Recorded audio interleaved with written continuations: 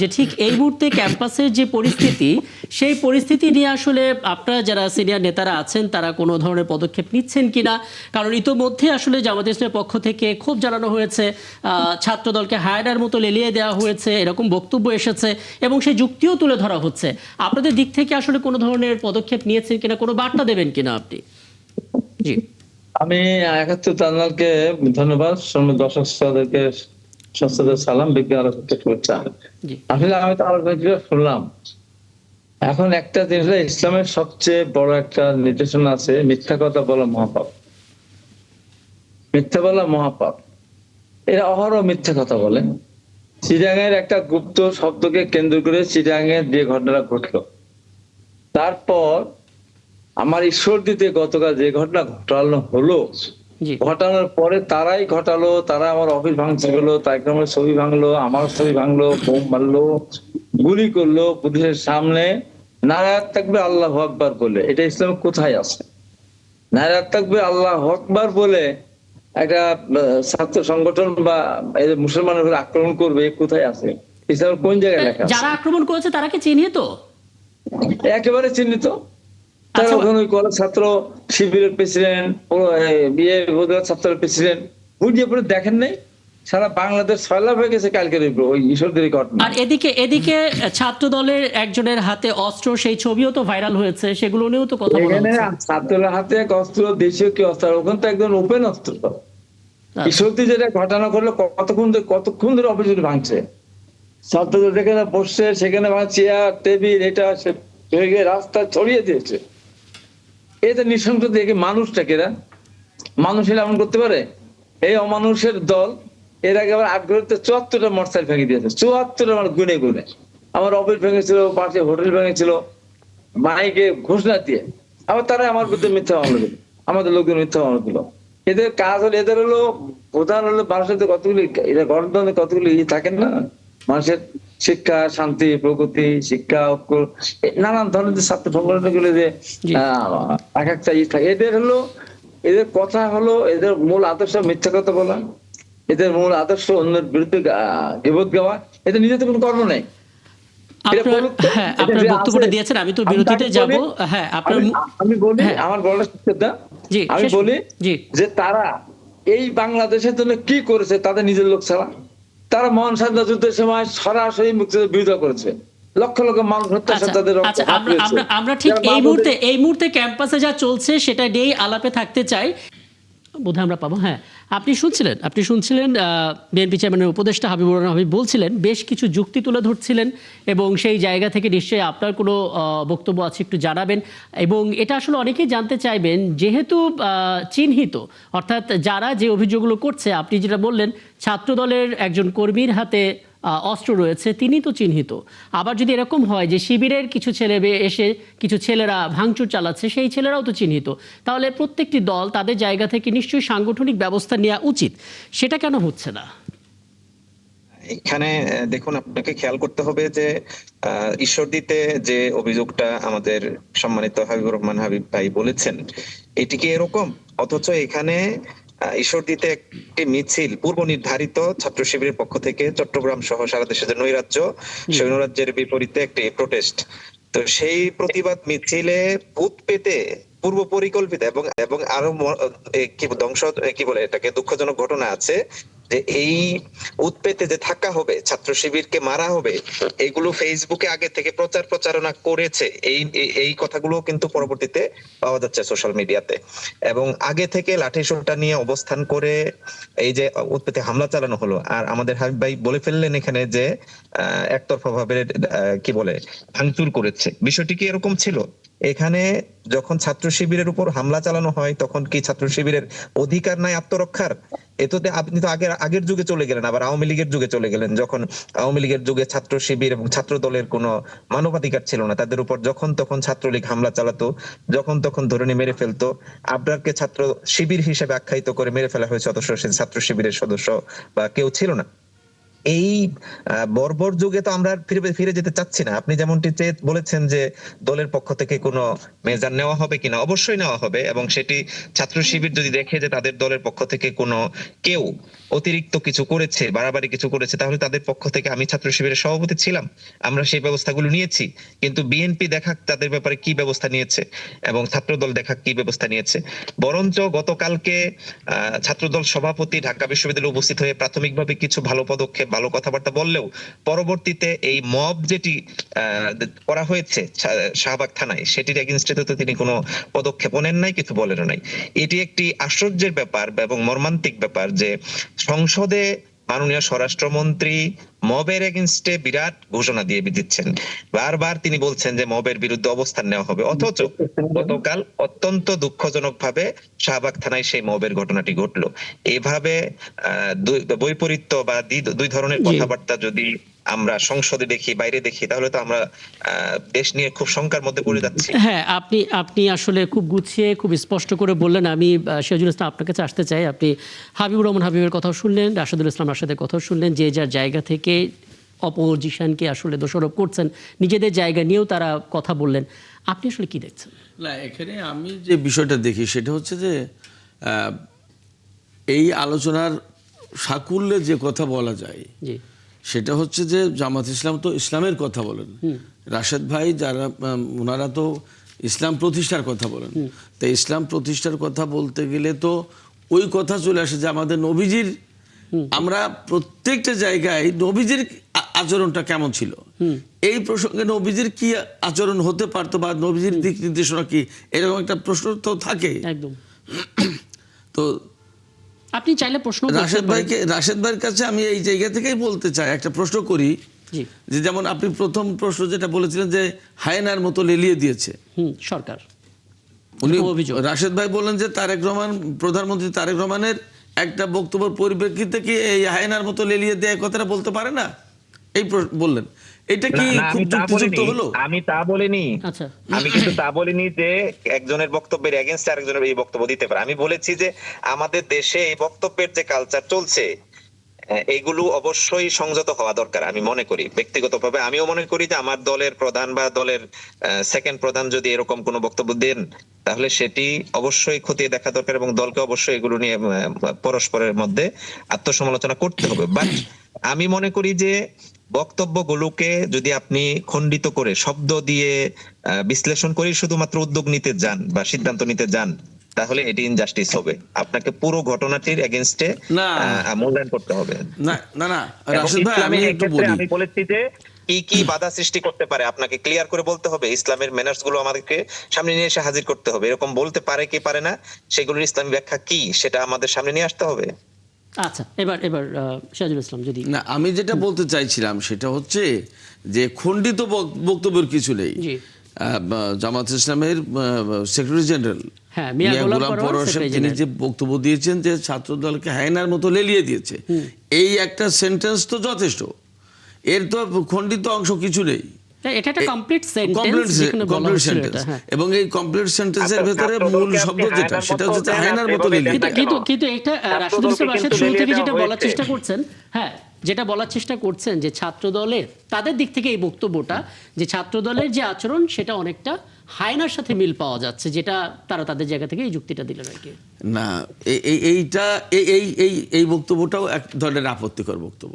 জি, এটা আপত্তিকর বক্তব্য।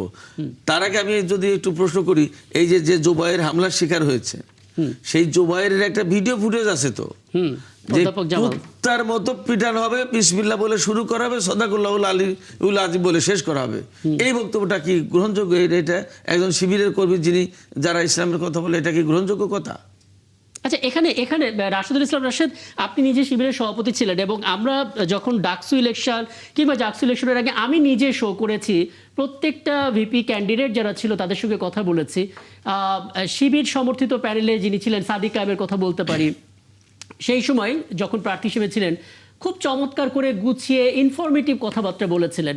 কিন্তু কখনো কখনো আমরা দেখতে পাচ্ছি শিবিরের গুরুত্বপূর্ণ সদস্যগুলো এরকম মারমুখী কথা বলছেন, সেগুলো ফুটেজ আবার ফেসবুকে ঘুরছে। এগুলো তো আসলে সাংগঠনিকভাবে তো এক ধরনের ব্যবস্থা নেওয়া উচিত আপনাদের, বা বার্তাটা দেওয়া উচিত।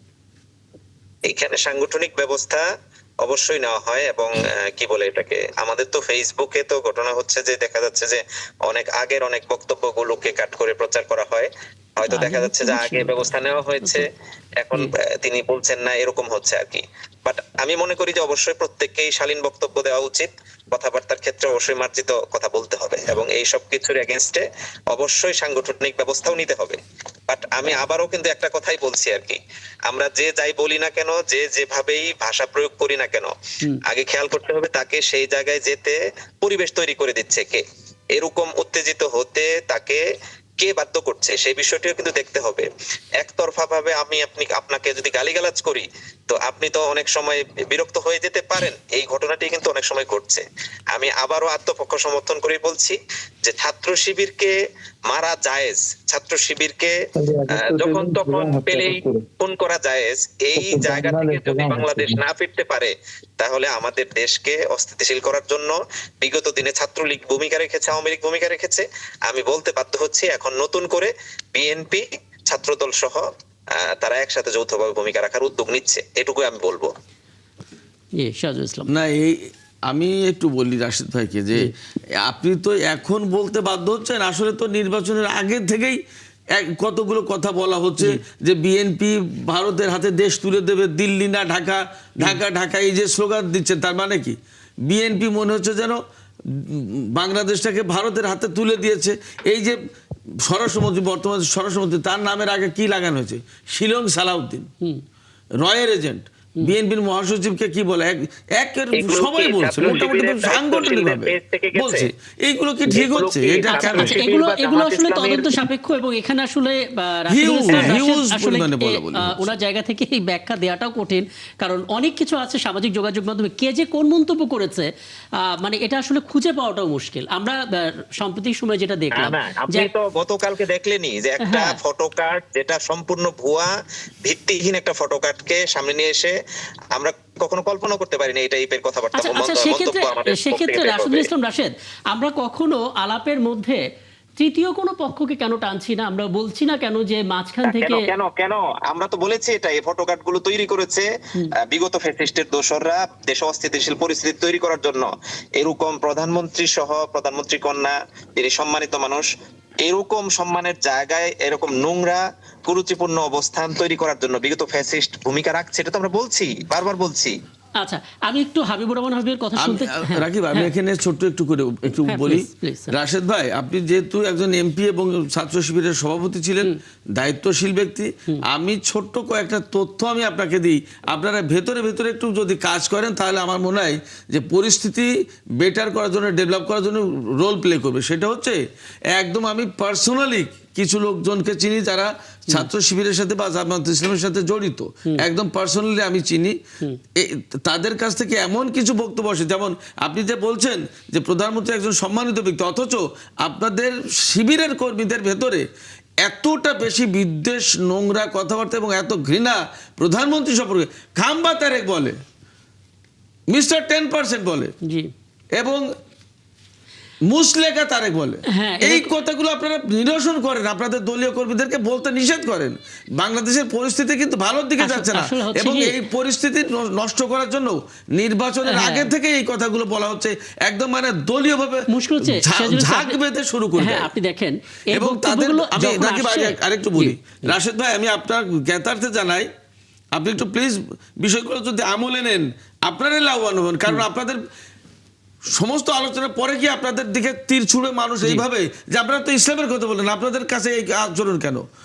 আপনাদের কর্মীদের ভেতরে এত বেশি অশালীন কথাবার্তা, নোংরা গালিগালাজ, যে কথাগুলো মুখে উচ্চারণ করে যায়, এইগুলোর দিকে একটু নজর দিন প্লিজ। আসলে বক্তব্য পেয়েছি, রাশিদুল ইসলাম রাশেদের কাছে বক্তব্যটা পেয়েছি, এবং সংসদ সদস্য নিশ্চয়ই শুনলেন, তার জায়গা থেকে তিনি হয়তো সে ব্যবস্থা নেবেন। কিন্তু তিনি একটা কথা স্পষ্ট করে বলেছেন যে একপাক্ষিকভাবে আমরা শুধু শিবিরকে দায়ী করছি কিনা। আমি বলি, জামাতের আমির সাহেব কয়েকবার তিনি পোস্ট দিয়েছেন ফেসবুকে, আমি নিজে দেখেছি, এবং সেই পোস্ট আমি অন্তত 2 বার আমি নিজে শেয়ার করেছি, যে তিনি বারবার বলেছেন, অনুরোধ করেছেন যে অশালীন কথা কেউ বলবেন না। উনার দলীয় নেতা কর্মীদের প্রতি এই আহ্বান জানিয়েছেন জামাতের আমির।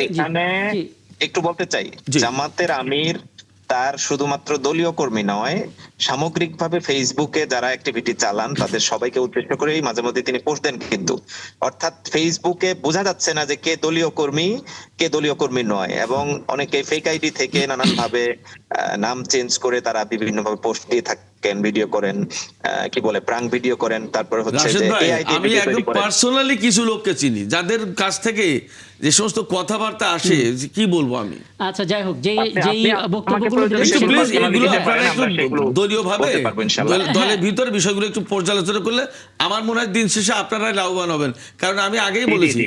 আপনাদের যেহেতু ইসলামের প্রশ্ন, ইসলাম কায়েমের প্রশ্ন, ইসলাম চর্চার প্রশ্ন, শেষমেশ গিয়ে আপনার দিকে তীর ছুড়বে যে আপনারা তো ভাই ইসলামের কথা বলেন। আচ্ছা, আমি একটু হাবিবুর রহমান হাবিবের বক্তব্য শুনি। হাবিবুর রহমান হাবিব, একটা বিষয়, এটা হয়তো সবাই বলবেন যে আপনারা ক্ষমতাসীন দলের ছাত্র সংগঠনের একটা প্রভাব বরাবরই থাকে, এটা স্বাভাবিক একটা ব্যাপার, কিন্তু সেই প্রভাবটাও তো একটা নিয়ন্ত্রণের মধ্যে থাকতে হবে। আপনার মনে হয় কি না এখন সময় এসেছে পুরাতন রাজনীতি থেকে বেরোনোর, সরকারি দল হিসেবে তাদের নিজেদের ছাত্র সংগঠনের দিকে আরেকটু নজর রাখা, এবং তারা যদি সত্যিকার অর্থ অপরাধী হয়ে থাকে একটা দৃষ্টান্তমূলক শাস্তি স্থাপন করা, যেটা দেখে সবাই হয়তো আশ্বস্ত বোধ করবে? জি, আমি কি একটু যোগ করে দিব ভাইকে একটু প্রশ্ন একটা ছোট্ট করে? একটু পরে আমি আগে উত্তরটা পেরে তারপর আপনার কাছে আসবো, তখন যোগ করে দিতে পারেন। না, জি, একটা প্রশ্ন যোগ করে দিতে চাচ্ছিলাম আর কি। আচ্ছা, দেন, বলেন। মানে বলছি যে বিএনপির ইশতেহারও কিন্তু চমৎকার করে এই লেজুর বৃত্তি করা হবে না এবং কি কি করা হবে না হবে জি। ছাত্র সংগঠনগুলো নিয়ন্ত্রণের ক্ষেত্রে, এরকম চমৎকার কথা কিন্তু বলা আছে। এটুকু একটু জাস্ট যোগ করলাম। জি, হাবিবুর রহমান। আগে একটু বলতে দিবেন তো? হ্যাঁ হ্যাঁ, আপনাকে বলতে দিব, বলুন। জি, আমি শুনেই মজা পাচ্ছিলাম, না বললেই ভালো হতো। আচ্ছা, ঠিক আছে, তাহলে একটু বলি। জি, আমার ভাই রাশেদ, তাকে আমি আহ্বান জানাতে চাই, আর আপনাদের 71 টেলিভিশনকে আমি বলতে চাই জি, যে ঈশ্বরদীর কথাটা তো আমার বাড়ি ওখানে, ঈশ্বরদীর একটা ভিডিও করে দেখেন না, কি নৃশংসতা, কি স্লোগান, কি তাণ্ডব। তাদের কি একটা কিছু ভেঙেছে কোথাও? তাদের একজন লোককে এতটুকু আহত হয়েছে বলেন? একতরফা ভাবে তারা এই যে কাজগুলো যে করলো, করে যে নৃশংসতা চালালো, এর নজির নেই। আর আরেকটা কথা, যে আমাদের মাননীয় প্রধানমন্ত্রী বগুড়ায় কি বক্তব্য এমন দিয়েছেন, গুপ্তের কথা বলেছেন। গুপ্তের কথা অস্বীকার করার কোন উপায় আছে? ঢাকা বিশ্ববিদ্যালয়, বাংলাদেশের কোন বিশ্ববিদ্যালয়, কোন কলেজে দীর্ঘ 13 সালের পর থেকে, বিগত 13 সালের পর থেকে কোথাও কি ছাত্র শিবিরের নামে কোনো মিছিল করেছে? মিছিল করতে গিয়ে কোথাও আক্রান্ত হয়েছে? আক্রান্ত ব্যক্তি তবে কেউ ছাত্র শিবির করে এই টার্গেট নিয়ে যখন কাউকে বুঝতে পেরেছে, জানতে পেরেছে, তখন কোন কোন জায়গায় তাদের অত্যাচার হয়েছে, এটা অস্বীকার করবো না। মিছিল কোথাও ছাত্র শিবির নামে করেছে কোথাও? অথচ আন্দোলনের পর তারা বলছে যে আমাদের 154 জনের মধ্যে 109 জনই আমাদের সমন্বয়ক ছিল। তারা কি ছাত্র শিবির নামে সমন্বয়ক ছিল? ছিল না। তার কোন মিছিল করে সাদিক কাম সে কি দেখাতে পারবে কোন মিছিলে ছিল? সে ছাত্রলীগের মিছিলে ছিল। ডাক্তার জিয়া ছাত্রলীগের অসংখ্য ছাত্র শিবির, তারা ছাত্রলীগের মিছিলে হেলমেট বাহিনী, হেলমেট মাথায় দিয়ে তারা ছাত্রলীগের মানে একে নষ্ট করার জন্য তারা অগ্রণী ভূমিকা পালন করেছে। বলেন তো, এই যে বিশ্বযুগের ছাত্র শিবির জয় জয়কার, ছাত্র শিবিরের নামে এখানে তো গুপ্ত, এখানে ছাত্র শিবিরের নামে কিন্তু তারা প্যানেল দেয়নি, এখানেও গুপ্ত হয়েছিল, অন্যদেরকে নিয়ে একটা সাধারণ একটা রূপ ধারণ করার চেষ্টা করেছিল। এবং দেখেন এই সাদিক কায়েম কি বললেন, জিয়া রহমানকে নিয়ে বললেন, জিয়া রহমান ফ্যাসিস্ট খুনি, তারেক রহমান চাঁদাবাজ খুনি। ম্যাডাম খালেদাকে ছাড়লেন না, ম্যাডাম খালেদাকে বললেন কি, এই তুমি একটা আত্মসৎকারী। হওয়া হত্যা হলো পুরোনো ঢাকা, এর শিবিরেরও কেউ না, এটা অন্য দলের কেউ না, ওরা ওরা ওরা বন্ধু, ওরা ওই ভাঙড়ি ব্যবসায় নিয়ে ওদের দ্বন্দ্ব। হত্যাকাণ্ড তাদের নৃশংস, আমরা তার নিন্দা করেছি। এবং আমাদের চেয়ারম্যান সাহেব বলে দিয়েছেন ওর জন্য কেন উকিল হিসাবে কেউ আদালতে না দাঁড়ায়, সেটা তাকে বহিষ্কার করা হয়েছিল। হ্যাঁ, ওই আমরা কি রাতের একটু এখনকার প্রসঙ্গে আসতে পারি? আমি এখনকার কথা বলছি, আমরা বলতে গেলে খেলে আমাকে এখনকার কথা বলেন। আচ্ছা, যে এই যে কথাটা যে আসতেছে, সেদিন কি অপরাধ ছিল তারেক রহমানের? 1, 2, 3, 4 তারেক রহমানের কি করেন? তারেক রহমানের নামে কত, জিয়া রহমানের নামে, বেগম খালেদার নামে, তারা আসতে কিন্তু বলেই আসতেছে। এবং এই যে তাদের যে আমরা আমাদের বলেন তো, আমাদের ছাত্র দলের বা বিএনপির কোন নেতা কর্মী, জামাত ইসলামের কারুর নামে কোনোদিন কোন পোস্ট দিয়েছে কিনা, কোনো আমরা ফেসবুকে কোন বক্তব্য কোথাও বলেছে কিনা? হ্যাঁ, আমরা একটা কথা বলি, গুপ্ত, হ্যাঁ গুপ্ত তারা ছিল, গুপ্ত ছিল, এটা অস্বীকার করবো না। রাজাকার, রাজাকার বলি, জায়গার কয়েকার কি রাজাকার, রাজাকার তারা ছিল, রাজাকার তারা সৃষ্টি করেছিল, আলবদর সৃষ্টি করেছিল, আসাম সৃষ্টি করেছিল, শান্তি কমিটি সৃষ্টি করেছিল। তারা স্বাধীনতাকে স্বীকার করে না। ৭১ বলে গোলমালের বছর, তারা জাতীয় স্বীকৃতি কোনোদিনও যায় নাই। এবার তারা গিয়েছে। শহীদ মিনার কোনোদিনও যায় না, এবার গিয়েছিল, যখন জিজ্ঞাসা করেছে শহীদের আত্মার প্রতি সমবেদনা বা শান্তি দেওয়ার জন্য আসছেন কিনা, না বিরোধী দলের নেতারা আসতে এনেছি। এই যে তাদের যে কর্মগুলো, এখন এইটা রাজাকার যদি বলি যে আমার শিবির রাজাকার, এটাকে অস্বীকার করার উপায় আছে? সাদা বিরোধী, সে অস্বীকার উপায় আছে? আমাদের নেতা জনাব তারেক রহমানকে নিয়ে যে কথা, থাম্বা, তারপর বলছে আমি লন্ডন, এখনকার প্রসঙ্গে তারপর আসতে যাচ্ছি পত্রিকা। জনাব হাবিবুর রহমান হাবিব, এই আপনি যে যেটা বলছেন ক্যাম্পাসের সেটা নিয়ে ব্যাপারে, আলাপ করতে গেলে আমরা অনেক সময় লাগবে। ক্যাম্পাসের আপনি শুধু ব্যাপারে এখনকার আমাদের প্রসঙ্গটা বলে যে এখন ঠিক এই মুহূর্তে করণীয়টা কি? জি প্রসঙ্গটা আমাদের পরিষ্কার বক্তব্য, জি আমাদের দল যেহেতু রাষ্ট্র ক্ষমতা আছে, জি সেহেতু আমরা ক্যাম্পাসকে শান্ত রাখতে চাই, সুন্দর রাখতে চাই, পরিষ্কার রাখতে চাই। কোনো ধরনের কেওয়াস যেখানে হোক না কেন সরকারের উপর দায়িত্ব যাবে, যে কারণে আমরা এখানে শান্ত থাকতে চাই। দেখেন আমাদের বাংলাদেশের রাজনীতি কত নোংরা। আমরা ইসাক সরকারকে বহিষ্কার করেছি। জি। ইসাক সরকার আগে ছিল চাঁদাবাজ, সন্ত্রাসী, মাস্তান। জি আজকে যারা পরিবর্তনের কথা বলে, নতুন রাজনীতির কথা বলে, তাদের মুখ দিয়ে যে চাঁদাবাজ বলা হয়েছে, আপনার কি বলে ইসাক সরকারকে, আজকে তাকে সাদর সম্ভাষণ তারা তাদের জয়েন করলো। জামাত ইসলাম ওপেন বক্তব্য বলেছে যে আওয়ামী লীগ যারা করেন এই রেফারেন্স তো আমরা আপনারা অতীতেও আসেন, দেখেছি, মানে যে রাজনীতিতে কোনো কিছু আপনাদেরকে শেষ না, তাকাবো না। রাজনীতি এখন কোনো কিছু আমরা শেষ দেখি না আর কি। আমরা ক্যাম্পাসে জি। কোনো ধরনের কোনো সংঘর্ষ হোক আমরা চাই না। জি। ছাত্র শিবির তাদের মধ্যে রাজনীতি করুক, ছাত্র দল তাদের মধ্যে রাজনীতি করুক, অন্যান্য দল তাদের মধ্যে রাজনীতি করুক। আমরা সরকারি দল, এই শিক্ষায় আমরা শিক্ষা লাভ করতে চাই।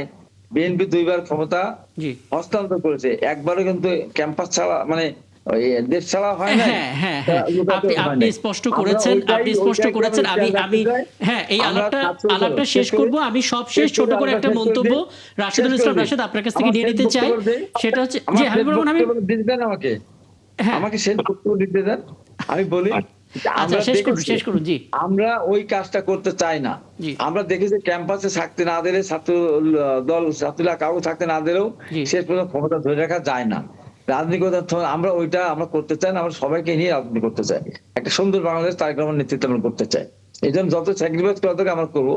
দয়া লাগে আপনারা আমাদের তারেক রহমান, জাইবার রহমান, ডক্টর জুবাইর রহমান, জিয়াউর রহমান এবং খালেদার নামে এই সমস্ত অসমান কটূক্তি আপনি করবেন না। এটা আপনাদের কাছে একদম অনুরোধ। একদম পরিষ্কার বার্তা রাশেদুল ইসলাম রাশেদ। প্রথমত আপনি শিবিরের সভাপতি ছিলেন, ঠিক আছে, কিন্তু এখন দিন শেষে আপনি একজন জনপ্রতিনিধি, সংসদ সদস্য। তার মানে রাজনৈতিক পরিচয় যেমন আছে, ঠিক তেমনি সাধারণ জনগণের অনেক প্রত্যাশাও আছে আপনাদের মতো মানুষদেরকে নিয়ে। সেই জায়গা থেকে আসলে কখনো কখনো একটু বড় ক্যানভাসে ভাবতে হয়। যেটা আসলে হাবিবুর রহমান হাবিব বললেন যে সরকার নিজেই তাদের দিক থেকে আসলে নিরাপদ ক্যাম্পাসে রাখার সর্বোচ্চ ভূমিকাটা রাখবে। আপনি কি কোনো আশাবাদ দিতে পারেন যে আসলে আপনারা জনপ্রতিনিধি যারা পার্লামেন্টে আছেন তাদেরও তো অনেক কিছু করার সুযোগ আছে, তারা আসলে ক্যাম্পাস ঠান্ডা রাখার জন্য কি করবেন? গুপ্ত শব্দটা নিয়ে এত কথা কেন হবে আসলে? এটা হলো গুপ্ত হলে কি সমস্যাটা কোথায়? জি একটু বলি আর কি। গুপ্ত হাবিব ভাই খুবই চমৎকার করে বলেছেন, বলতেই থাকছেন। কিন্তু আমি শত সহস্র আমার নিজের রাজপথে, বিশেষ করে ২০০০ একবারে কি বলে এটাকে ৯ সাল থেকে এই ২৪-এর গণ অভ্যুত্থানের আগ পর্যন্ত যেহেতু আমরা গুপ্ত ছিলাম, আমি হাবিব রহমান হাবিব ভাইকে তিনি চাইলে আমার ফুটেজ গুলো, ভিডিও, নট অনলি কি বলে শুধু ছবি, ভিডিও আকারে পৌঁছে দিতে পারি ভাইয়ের কাছে। আমি শিবিরের দায়িত্ব থাকাকালীন, শিবিরের দায়িত্ব থেকে অব্যাহতি নেওয়ার পর, জামাতে যোগদান করার পর কি কি কর্মসূচিতে লিপ্ত হয়েছি সেই বিষয়গুলো দিতে পারি।